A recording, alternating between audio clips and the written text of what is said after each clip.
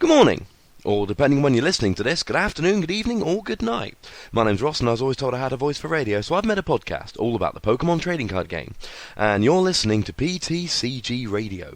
Now, this week there's been quite a bit of news, including some very, very important news, which I think is largely good. You've probably heard about this news before, but I'm going to go through it in quite some detail, hopefully bring some new things to light. We're also then going to look at some of what I call the hidden gems of Plasma Blast. Now, what I'm basically referring to is any cards which I think will see competitive play other than the EXs and trainers, and I went through in a fair bit of detail last week. But first, let's get on to the news. Now, we're going to leave the big news for the very end. So, one thing that's come out this past week is that in November, we're going to be getting Kalos starter sets. Kalos, not entirely sure how to pronounce that yet. But it's a new region for the new Pokemon games X and Y, which are coming out in October. In November, we've got starter decks starring, surprisingly enough, Froakie, Chespin, and Fennekin. Now, these are, if you haven't already gotten your fill of these, from the blister packs with the pin badges and the blister packs with the promo cards, also the boxes with the promo cards and the little models. So if you need more than the model and the pin badge and the promo card, starter decks are coming. Now, these are in place of the usual theme decks. I say in place of, they are the theme decks. But we're getting 3 rather than 2, which, I don't know, might be a good thing. I mean, recently they've started giving us things like, I believe, Pokemon Catcher in the newer set, and Hypnotoxic Laser in the theme decks, so that's pretty darn cool. And you're going to be getting a booster pack in them. Now, they did this a little while ago in some of the Heart Gold Soul Silver sets. Started giving people a booster pack of the set in the theme deck. They stopped doing that for some reason, but they are back. No word yet on whether adding a booster pack is going to increase the price or not, although I believe it did at the time. Now, they have also shown us the pack art and the booster promo from Legendary Treasures, which is the new set, not to be confused with Mysterious Treasures or Legends Awakened from back in the Diamond and Pearl set. And the boosters are going to feature Reshiram, Zekrom, Mewtwo, and Genesect. We are getting reprints of Zekrom EX and Reshiram EX and Mewtwo EX. Don't know if we're getting a reprint of Genesect DX already. I doubt it, but there'll be a Genesect in the set regardless. We don't need to worry about it too much. The Blister Pack promo has also been revealed as being Mew, so we are going to be getting a Blister Pack with a promo as well as the Blister Packs with the badges that I told you about last week. And this is a Psychic type Mew with 60 HP. So Mewtwo and Deoxys are going to love this on turn 1. It's got a semi-useful attack. Psychic Exchange, shuffle your hand into your deck, draw 6 cards. We've been asking for a set-up Pokemon for quite some time. And then Tornadus EX, the new one, came out, which I believe had the same attack, shuffle in and draw 6 cards. But it had a retreat cost of 2, and it's an EX that's weak to Lightning. Not good when Thundurus is running around. This is a basic Pokemon with a 1 retreat cost, which means you can put 1 energy on it, and then you can retreat it. Lovely. Not only that, but it's also going to mean that you can use it with Sky Arrow Bridge. Downside is, firstly, it's very, very donkable. Mewtwo, I know, isn't seeing a huge amount of play, but I think the format is nicely poised for him to come back. Not only that, but we are also going to be seeing Deoxys being able to KO this. Now, you are going to need a Prism or the lesser played blend in Plasma, as well as a Colress machine, but it's still going to be doable. But, you know, it's a setup Pokemon that's a non-EX, that's pretty good. We're also going to be getting Spiritomb in Legendary Treasures, which will do the same kind of thing, but will be less easily donked and has an awesome ability. Not only that, but this Mew works off Psychic energy, and I believe, if my memory serves correctly, the Spiritomb works off colourless energy. So basically, after waiting ages and ages and ages for a non-EX set-up Pokemon, we're getting 2 in the same set. Mew, because it's more donkable, the Spiritomb actually isn't weak to anything, and I believe has 80 HP, as well as a good ability. The ability on the Spiritomb stops anybody, that includes you, using A-Spec trainer cards. Against something like Genesect, that will be huge, because you can tool scrapper it off and then they can't recover it. The Mew also has an ability. The ability is Clairvoyance. It says that during your turn, if the Mew is active, you may have your opponent reveal his or her hand. Useful, but you're not going to be continually putting that Mew into the active spot to use that ability. So unfortunately, I like the Mew, but because of the lower HP and the weakness and the fact that it's actually going to take psychic energy, not colourless, and the weaker ability, I can't really see that Mew getting any play whatsoever. The Spiritomb is, quite frankly, just a much better choice at all. And now we know we're going to be getting EX Battle Boost, I think we can safely presume we are going to be getting the Spiritomb. And yes, a quick double check on that Spiritomb does say that it is colourless energy, and that it is 1 retreat cost, and it is 80 HP, and it is no weakness for the Spiritomb. Now, the Spiritomb does actually say shuffle your hand and draw cards equal to the number of cards in your opponent's hand, but generally on turn 1 your opponent's going to have a moderately large hand. There's still plenty of decks where your opponent's going to use Tropical Beach, so you're going to be using Spiritomb for 7, and your opponent could empty their hand down to 1 or 2, that being a supporter, but it's unlikely to be that easy for them. So, there we go. Mew, playable, but it ain't no Spiritomb, so no one's really going to play it. Now, the other non-huge news coming out this week, and it's not so much related to the TCG, but it's kind of cool, so I'll tell you quickly. The Nintendo has revealed a 2DS. It's not just a regular old DS, it's a 2DS. Now, we all know, if you don't know, the 3DS is not just a 3D Nintendo DS, it's more powerful, it's got more processing power. It plays games the likes of which the DS would cry and give up on. A lot of people don't like 3D. There are health warnings about children using too much 3D. Some people get headaches from using the 3D. So rather than turn the 3D off, Nintendo thinks people are going to buy a Nintendo 3DS. And it's exactly like a 3DS with three minor changes. Firstly, it doesn't do 3D. Now, for me, I want a 3DS because it's 3D, and it's a Nintendo handheld.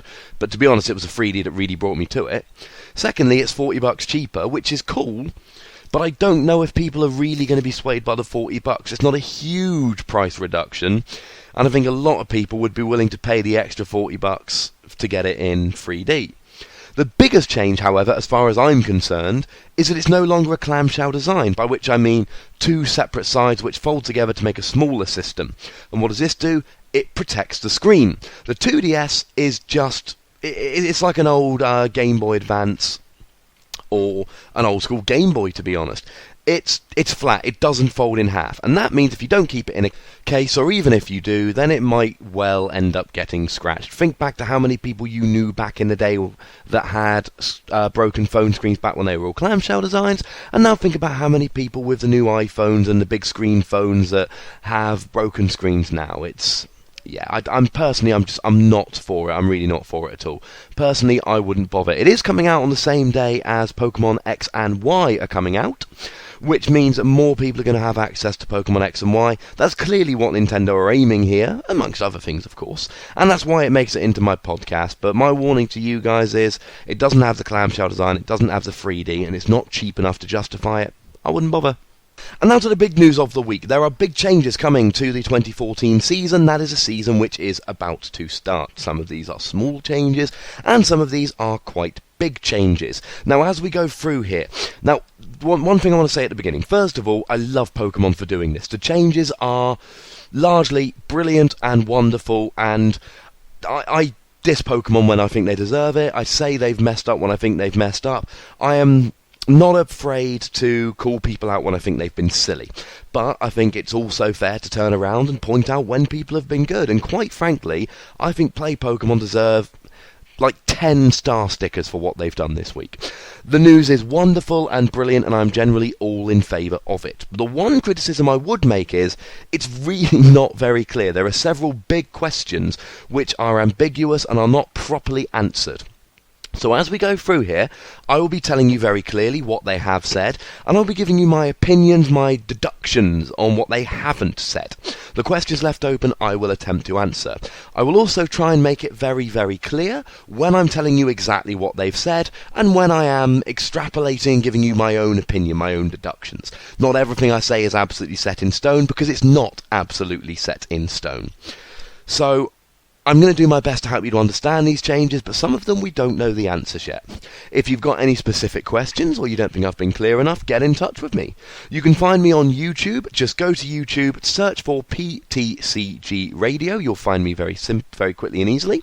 You can email me at ptcgradio@hotmail.co.uk. You can find me on Twitter at TheWassy. Or if you are listening on YouTube or SoundCloud or WordPress, just leave a comment down below and I'll get back to you. By the way, if you've left a YouTube comment in the last week, YouTube isn't letting me see the comment, so I'm not ignoring you. So, let's go through. I'm on the official Pokemon website here, and let's go through them in order. Firstly, Battle Road tournaments. New for the 2014 season, Battle Road tournaments will now be associated with Pokemon League locations and will be called League Challenges. Active Pokemon Leagues with a tournament organiser on staff will have the opportunity to run a League Challenge tournament at the end of each league season. League Challenge Championship points awards and best finish limits will not be affected. What that means is there are no Battle Roads, they're now League Challenges. But instead of each league location running 2 a season, 1 in autumn, 1 in spring, they can now run, I believe it's 6 a season. No, scratch that, it's 8 a season. There are, according to, well, at least in the 2013 league cycle, Unova 2, there were 8 seasons in each league cycle. So what that means is that in this coming season, assuming that there are 8 again, and I don't believe it has actually been announced how many there are this year, so we can't guarantee there will be 8 seasons again. It would be wrong of me to guarantee, but certainly last year there were 8. Assuming there are 8 again, that means that every league can run 8 league challenges a year. Yowza. That's a lot. Now, this is wonderful. This is absolutely wonderful, because I was one of these people that attended kind of 6 to 8 Battle Roads in a session. So in spring I'd attend 6 to 8, in autumn I'd attend 6 to 8, and in the UK you have to go all over. I'd go to Manchester, to Birmingham, to Nottingham, and then I'd end up in places like Cornwall and Exeter, Wales. Never made it into Scotland, but always intended to. It's a huge amount of travelling, it's a huge strain on my wallet. But if there's going to be 8 in my local league in Nottingham, and then 8 in Birmingham, which is about an hour and a half drive away, and then there's, say, 8 in Manchester, which is about a 2-hour drive away. So we're talking 24 league challenges within a 2-hour drive of where I live, which is wonderful.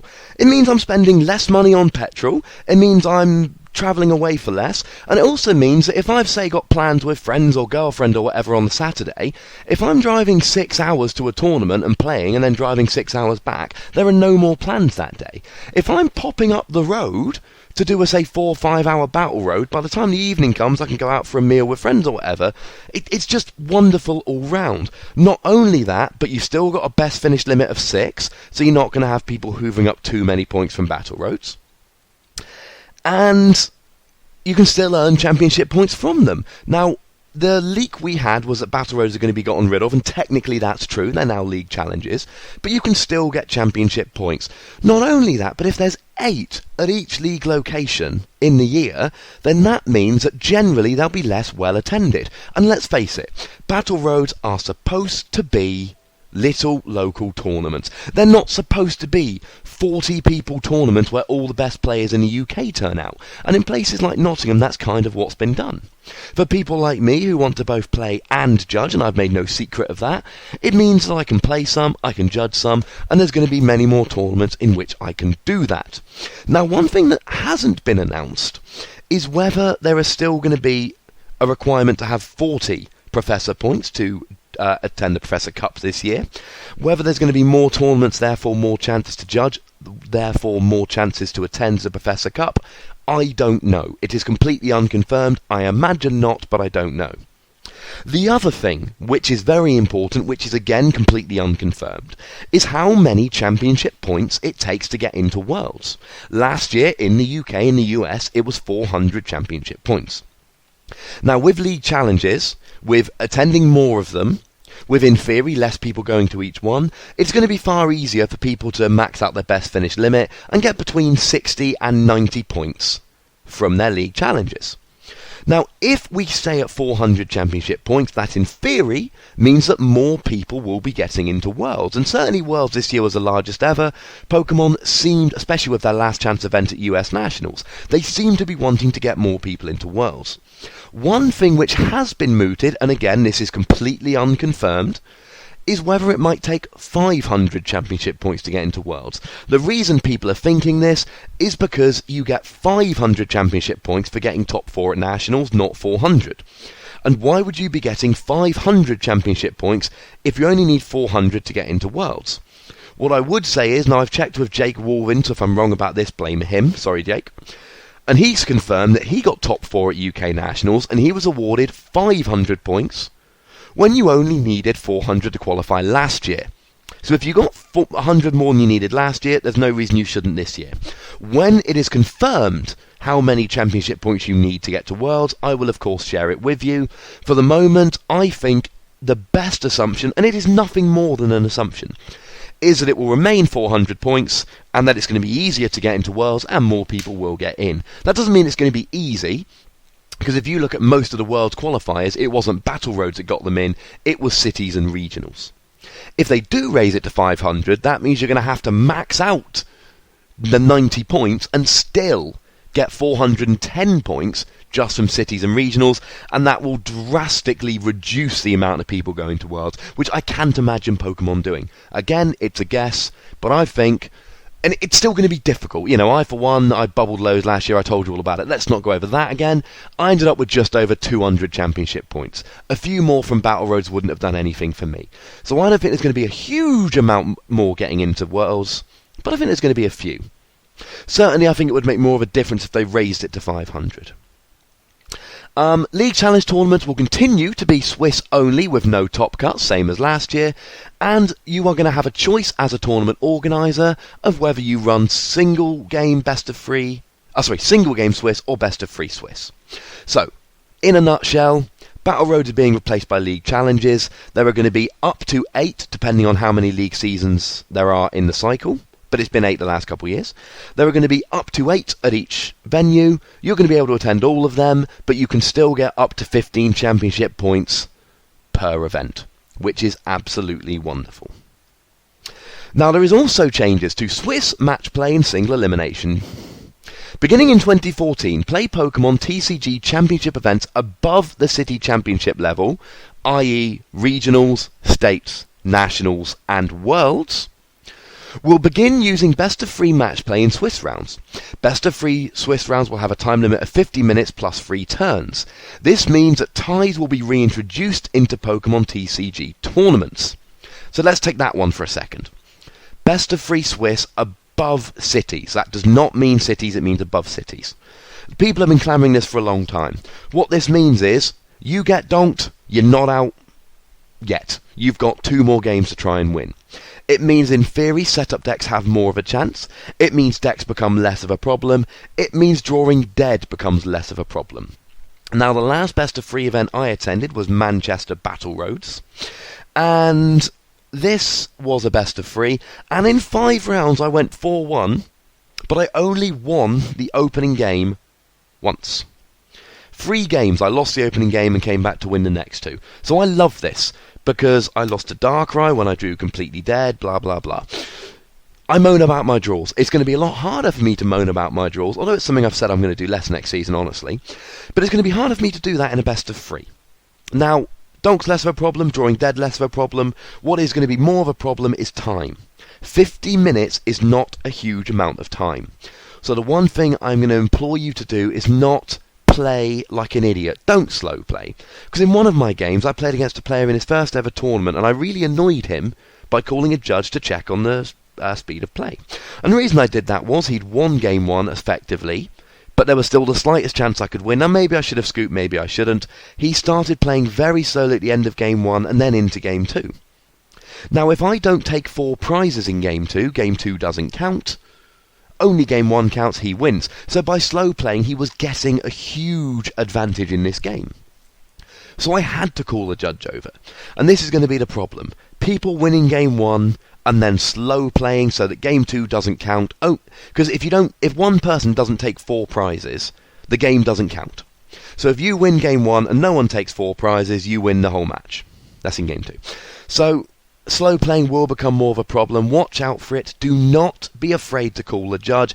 I used to refuse to call a judge due to slow playing because I thought I was a nice person. And after losing about half a dozen matches to people slow playing, I suddenly decided, well, what's the point? And now I call judges for slow play. And it annoys people, and I apologise. And I know a lot of people in the UK listen to this. If I ever call a judge because you're slow playing, I mean no ill will, and I apologise if you think that makes me a douche. But slow playing is going to become an issue. Illegitimate losses are going to go from donks and bad hands to people slow playing. So there we go.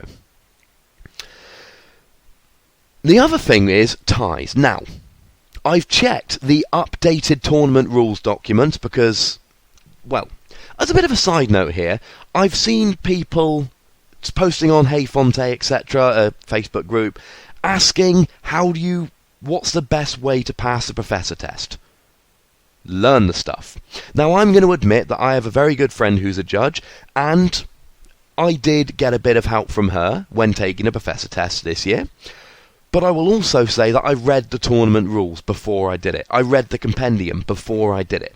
Because passing the professor test means, in theory, that you're going to be judging tournaments. And yes, of course you can look this stuff up when you're running a tournament, but 99% of the time you shouldn't have to. You should pass a professor test because you deserve to pass the professor test. As a side note on the side note, yes, they ask about old rulings on the professor test, but that's because you never know what cards are going to be introduced. You need to know about all the mechanics. I don't think you deserve to pass the professor test if you have to have all the documents open while you're taking it. By all means, if there's 1 or 2 questions that you're a bit stuck on because you can't quite remember, by all means, check with someone or have a quick look. But if you need to have this stuff constantly while you're taking a professor test, shouldn't be taking a professor test, shouldn't be a professor. Just saying that quite bluntly. So anyway, going back to it, I had a look through the tournament rules documents and it hasn't been updated yet. So I cannot tell you for certain how draws are run. This is my guess. It is not confirmed because it hasn't been announced. But as it stands at the moment, in a best of 3, if you win game 1 and nobody takes 4 prizes in game 2, you win. If you win game 1 and are ahead in game 2 and have taken 4 prizes, you win. If you win game 1 and your opponent has taken 4 prizes and is in the lead in game 2, you go to game 3 sudden death. The only change I believe this will bring in is if you have won game 1 and your opponent is 4 prizes ahead in game 2, or you've both won 1 game and no one is ahead in game 3, that will be a draw. Because you've each won 1 game and game 3 hasn't happened and isn't legitimate. Now, I don't know if that's correct, but that would be my guess. Once again, unconfirmed. When the tournament rules are updated, I will of course let you know exactly how draws work. But until that's the case, I can't tell you. Hopefully it will be updated before the league challenges start. Now, the next change in this bracket, championship events will also have a maximum top cut of 8 players. A top 8. Some larger Premier events will feature 2-day splits, in which players with the top records from the first day Swiss move on to play a second day of Swiss rounds prior to the top 8 playoffs. Now, when this was initially leaked a couple of months ago, people said Swiss, then top 32, new Swiss, then top 8. Now, it's not been confirmed, but basically, the proper top cut is going to be a top 8. Now, for things like UK Nationals, that's not a problem. Basically, the 6-1s will cut, 1 or 2 5-2s might. But it's not a big problem if you go 5-2 and miss cut, because it's going to be best of 3s. In best of 3, if you go 5-2, arguably you shouldn't be cutting Nationals. It should be 6-1s or above. Now, this is going to introduce some very awkward decisions in terms of deck. Because you can run an auto loss, you can run a deck with an auto loss, go 5-2 and squeak into cut. Under the old system, you can't really do that when there's only a top 8. Now, for big events, things like the ECC and US Nationals, what you'll have is you'll have Swiss day 1, and you'll have another Swiss on day 2. So, for instance, the top 32 players won't go into a top 32, they will go into a second round of Swiss, just those 32 players, and then they'll cut to a top 8 from that.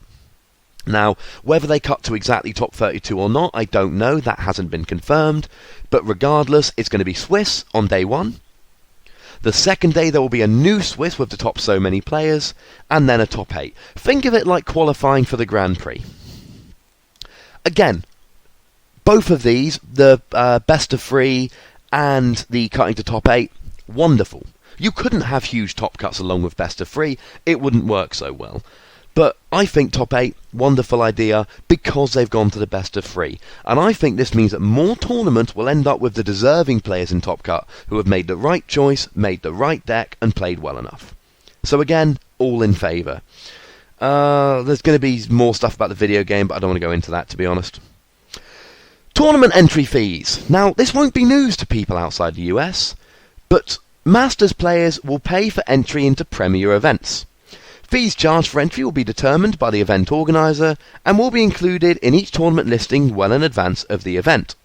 Juniors and seniors will still pay no entry fees, aside from pre-releases. And video game tournaments will also be free. Now, gutted, quite frankly, if you don't like this, because this is absolutely wonderful.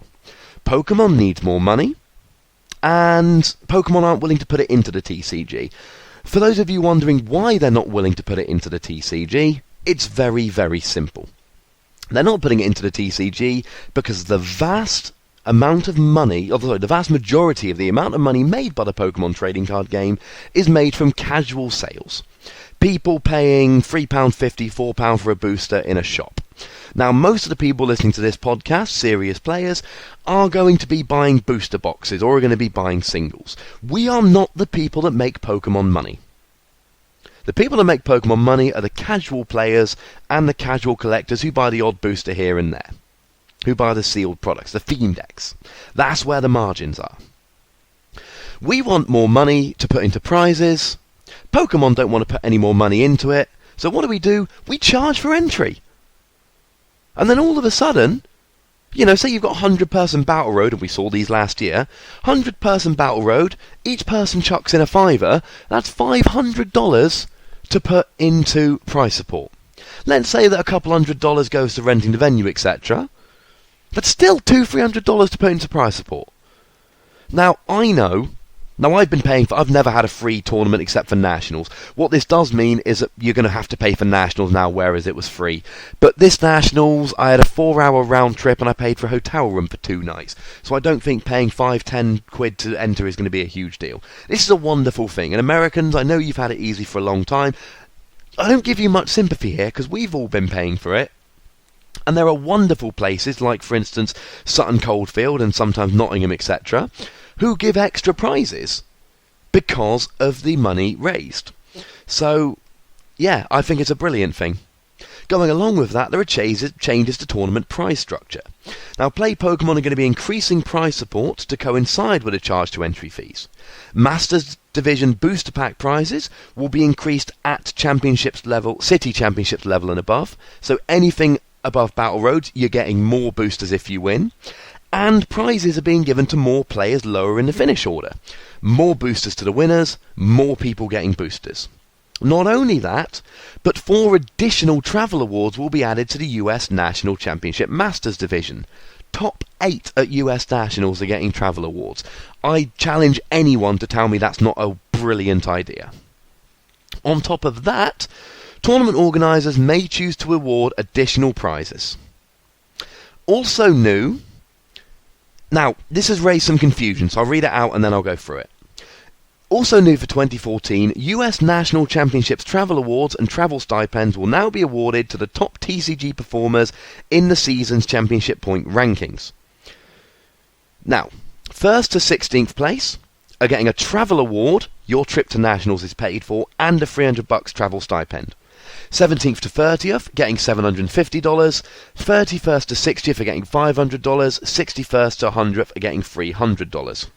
And it's also going to the top 64 for video game, but I'm not focusing on video game, there's too much to do outside of that. Now, I've heard people saying that this isn't differentiated according to age division, so surely this is all 3 age divisions. And yeah, it looks to be, and again, this is unconfirmed, because it's ambiguous, but it looks to be it's the top 100 in total over all free age divisions in the US. I've also heard people saying, well, this doesn't just say it's for the US, so this means that this is going to be for all people in all age divisions around the world. I don't see how that can be a conclusion you could draw. It's a travel award to the US National Championship. It would be utterly ridiculous to award a travel award for the US National Championship to someone from the UK or from Portugal. That would be ridiculous. What this means, and again, I'm only reading it as it is, it's not been entirely confirmed, but the way I read it, this is what it says.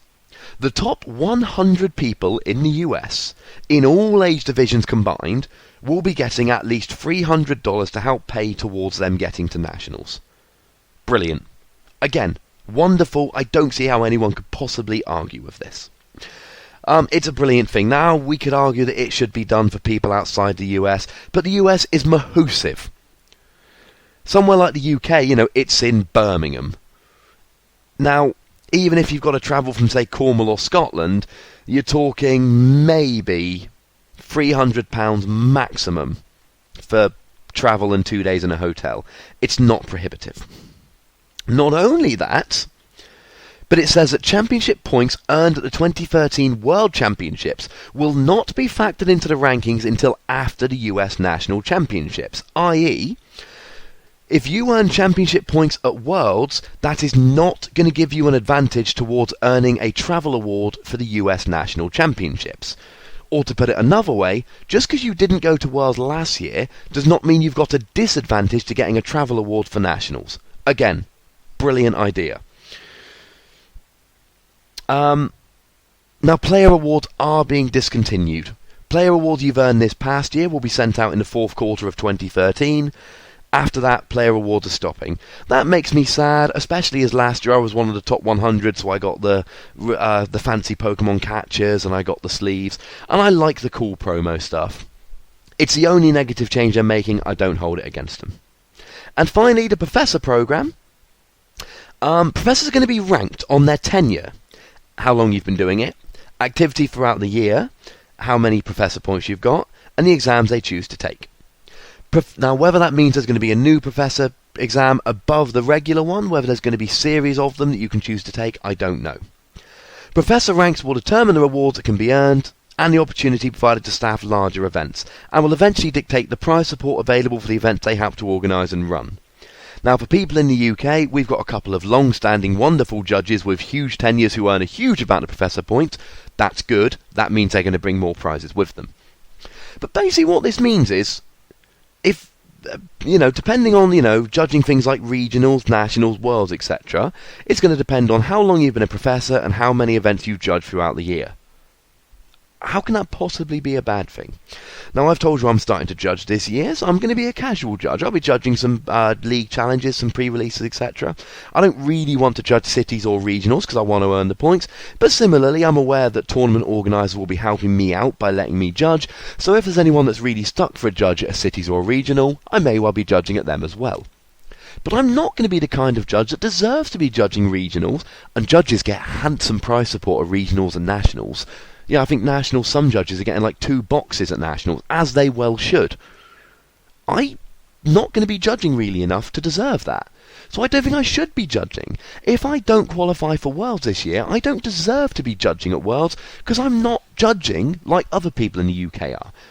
So, again, it's a wonderful change. And they are the changes for this year. And I don't see how anyone, except for maybe player awards, but come on, I don't see how anyone can argue these are bad changes. They're wonderful changes. Battle Roads, you're still getting championship points, but there's going to be a hell of a lot more of them, up to 4 times as many, meaning they're going to be more local and less well attended, meaning actual introduction tournaments, which we didn't have last year. A lot of the Battle Roads I went to had serious players grinding for championship points. That is not an introduction. Not only that, but we've got best of 3 in tournaments now. We've got smaller top cuts, i.e., although best of 3 is going to add time to tournaments, smaller top cuts will take it away. We're paying for tournaments, and that's only really going to make a change in the US, but we're getting much better prize support, and America is getting much better prize support. Things like 100 people being given travel awards to US nationals, as well as 8 paid trips in Masters to Worlds, is just crazy good. And the Professor program is now rewarding people better if they've been a judge more. I challenge anyone to tell me that they're bad. Now again, there have been some assumptions made here. I don't know how many championship points are going to be needed to go into Worlds. I don't know how ties are going to be used. I don't know how many league seasons are going to be in this cycle. I can tell you it was 8 last year, but I can't tell you it will be 8 this year. So again, I have made some assumptions, and I hope I've made it clear when I've made those assumptions. Now, I'm actually not going to go through the hidden gems of Plasma Blast this week, because I think I've given you enough to ponder on. Next week I will go through them. I'm going to be looking at cards like Tropius, like the Call for Family Genesect, like War Turtle, Frostlass, Suicune, Drifblim, Sigilyph, Sork, etc. But I want to give them I want to give them the podcast they deserve. I didn't think it would take this long to go through the changes, but I like to think I've explained it in a lot of detail. Certainly, since these came out about 6 days ago, I've had a lot of people telling me that they don't quite understand or they've got questions, and I believe I will have answered a lot of them in this podcast. I hope it's been useful. If it hasn't, you know how to get in touch with me. Twitter @TheWassy, YouTube search for PTCG Radio, or email me at ptcgradio@hotmail.co.uk. I hope I've answered all your questions. I hope I've made it clear. The changes that have been introduced are ambiguous. Pokemon have not told us all the information we need to know, but let's face it, it will be coming out in the near future, so don't worry your pretty little heads about it. But all in all, these are brilliant changes, and I, for one, am more excited than I was before. I'm going to be able to go to more tournaments than I went to last year, and I'm going to be annoying my girlfriend a lot less by going to them. She can have a day shopping, I can go to a Pokemon tournament and still be there for the evening and all day Sunday, because I won't have been travelling to some far-flung corner of the country. It's wonderful, and I love it. I also prefer Best of 3. I think Best of 3 gives more people a chance.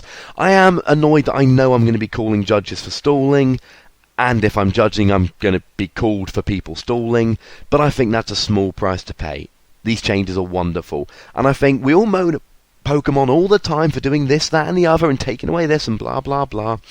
The changes they've introduced this year are going to keep the game around longer, they're going to keep the game healthier, and they're going to be letting more better players do well.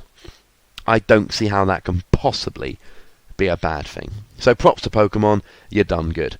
Next week, I'm afraid, we'll be going through the other cards from Plasma Blast, and to make it up to you, I'll also be taking an in-depth look at Virizion Genesect and maybe that Tool Drop deck, the 2 new decks introduced next year. And then in 2 weeks' time, we'll have a State of the Union address looking at what's happened to the format with the release of Plasma Blast. Until then, get in touch with me if you want to argue or ask me any questions concerning the new rules. Thank you very much for listening. My name's Ross, and you've been listening to PTCG Radio.